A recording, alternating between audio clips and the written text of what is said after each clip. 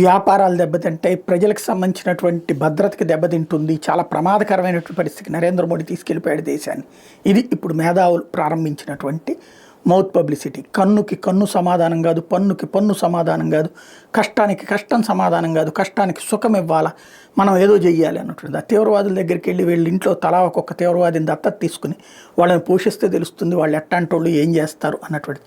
లేదా ఆఫ్ఘనిస్తాన్లోకి వెళ్ళి బతికితే తెలుస్తుంది వీళ్ళ బతుకులు ఎట్లా ఉంటాయి అన్నటువంటిది. బట్ బేసిక్ కాన్సెప్ట్ ఏంటంటే భారతదేశానికి భారీగా నష్టపరిచేటటువంటి పరిస్థితులు ఏం లేరు. టూరిజం పరంగా కొంత కష్టం ఉంటుంది, నష్టం ఉంటుంది. అదే సందర్భంలో ఆ సరిహద్దు ప్రాంతాల్లో విమానాలు ఆగడం వల్ల కొంత నష్టం ఉంటుంది, కష్టం ఉంటుంది. బట్ దానికి ప్రిపేర్డ్గానే ఉంది భారతదేశం. రోజు వెంటాడేటటువంటి శత్రువుని చూస్తా కూర్చుంటే తలెత్తేటటువంటిది. చేతకాని వాడిగా అసమర్థుడిగా చూస్తున్నాడు శత్రువు. మన సత్తా ఏంటో చూపెట్టాలి, చూపెట్టిన తర్వాత మన పని మనం చేసుకోవాలి. వాడు వెనకాల పందిలాగా వెంటపడలేం మనం. అదే తేడా.